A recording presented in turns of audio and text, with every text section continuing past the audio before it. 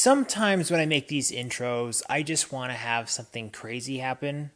And this is one of those times where it definitely should be that. Like I should have some sort of crazy, colorful mask of some kind. But I don't today. I'm just going to talk to you about the music. And you get me, because I'm already crazy.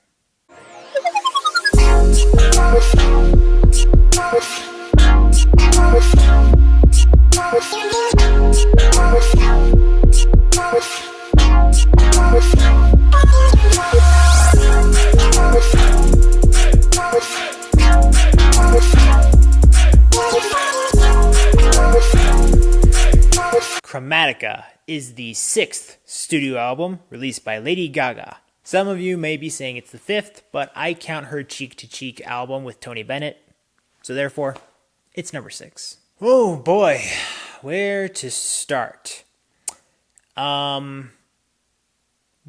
I actually don't know. This is a artist who, in her own right, is nothing like we've ever seen. And in a very small way, she is like something else we may have seen, but she has added her own spin based on the era that she is in at the moment. The reason I'm saying it like this is because there's something about this album that made me feel somewhat nostalgic for something else. But we'll get to that in a second. I guess the first and foremost thing I should say about Lady Gaga, since this is my first review of any of her albums, she is quite the talent. I can't take anything away from her. She has been able to both amuse me and make me question a lot of things about life and possibly humanity, but at the same time, it's hard to not be in awe when she is able to give you or the world as a whole something new, something eye-popping, something just that's hard to not look away from. And I think that there's enough reason to be able to say that with this album as well, especially since this art cover is sticking out pretty well already this year in comparison to others. But enough of me just babbling on about stuff. Let's talk about this album already. I like this album, but in what way do I like it? Should I have to question that? This pop monster of an artist is giving us something a little bit unexpected, also somewhat welcoming for me, because it's something that I feel like we've been missing, and it's actually something that I've been very pleasantly surprised by a lot of pop music as whole albums that have come out this year. They're a little bit more lively, they're a little bit more danceable, they're a little bit just, giving off slightly more positive energy, other than just beats, or, talking about melancholy, melodramatic oriented things. I'll admit that hasn't been the whole sphere of music, but in mainstream pop, it's been leaning on that a little bit more heavily from what I've been able to hear and experience. This album, however, is basically the complete opposite of what I just described. The thing about this album, it makes me think a lot about music that sounded like it came out anywhere between 1995 going up to 2005. Why did she decide to go backwards? Nothing wrong with that at all.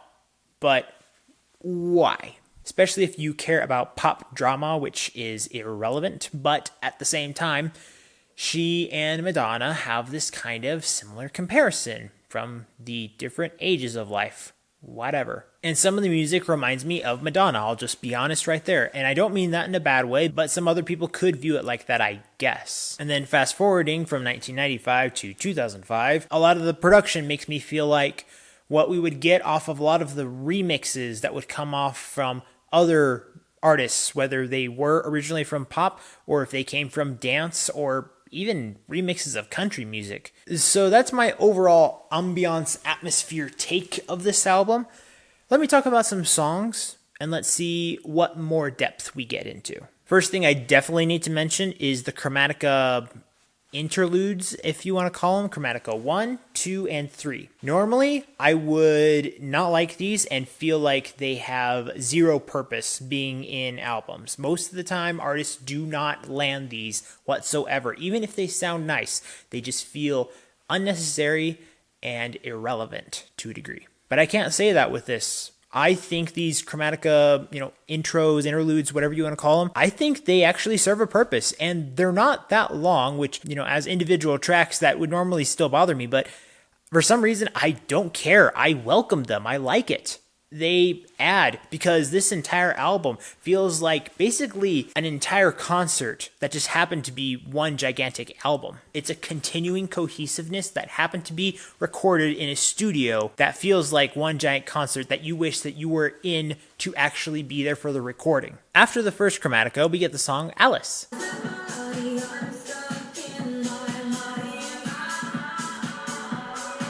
This is the first instance where I felt like, this is a little bit of where that Madonna inspiration may have come from, and maybe where other people who claim that that happens in past projects might have happened as well, or is continuing to happen in this one.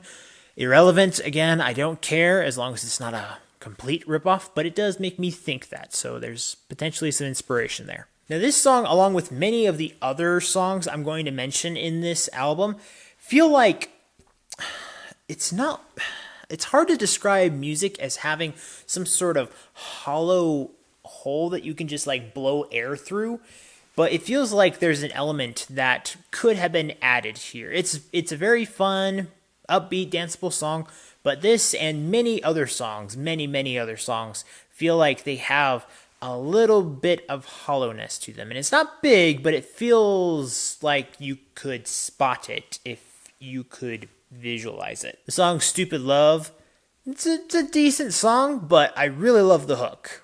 Like the beginning really just reels you in, and so you think you're gonna love the rest of the song, and it's all right. But yeah, the beginning, she did a good job with that part. Now to the song Rain on Me.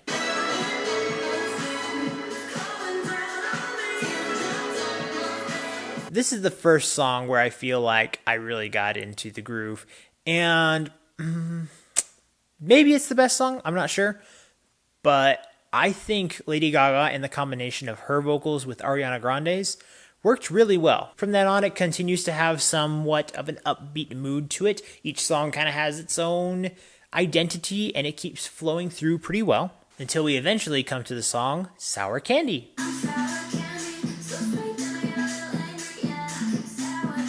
This is one where she tried to add a risk to it, and it works. I don't know if it really boosted the song, but it works. The song Enigma has kind of that later 2000s dance vibe that I was mentioning earlier, so if you're looking for that particular aspect of what I was talking about before, give that one a listen. The song Shine From Above. This one should have been a blast, and it's good.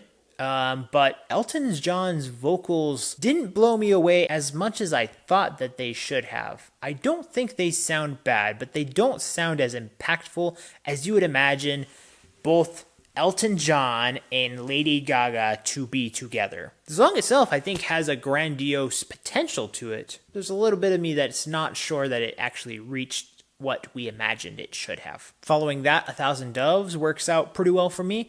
And then the very last song, titled Babylon, I don't know if it was the best song to end on, but it works enough. So after finishing listening to the album, I wondered, I had a really good time. And you know what? I don't think I would personally have a problem listening to this album again and again and again from beginning to end. I don't think I would. But there's enough things that I felt were not pushed all the way to the boundaries that they should have been, where this album would have been invincibly amazing. But at the same time, I had fun. But that may be something that some people are going to say where they felt like they may have been let down. I don't think anyone's going to trash this album, but I don't think everyone is going to fall in love with it. I'm sure there's plenty that do, and that is fine. But I think that there are some people who are going to think that this was just acceptable from Lady Gaga. For me, I'm kind of in that zone, but at the same time, I like listening to it, and it would be something that I would welcome in my discography. I hardly had any real issues with this album, and knowing Lady Gaga, there's a chance that I could have had strong issues with it. Thankfully, most of them were just, musical or creative oriented things where I just the songs could have been pushed a little bit more. Maybe I had high hopes, but why shouldn't I have? Lady Gaga is again, at the 5th/6th album, to be able to feel like we've given her so much respect and so much praise because she has been able to be daring in what she's doing, not just in her amazingly quirky, weird theatrics. No, she's actually been able to do respectable musical things as well. But she also is able to stick in the pop realm. So yeah, that was a mouthful, actually. I just came to realize that. But you know what? I think I had a good time listening to this, and I'm pretty sure most of you are going to as well. Let's get down to the last point. So after having listened and reviewed this album, with production of 91%, creativity 81%, expression and lyrics 86%, I'm going to give this album a yeah/good. Just a little divided internally, but at the same time, this is a mostly positive grade for me, as I expect it to be for many of you.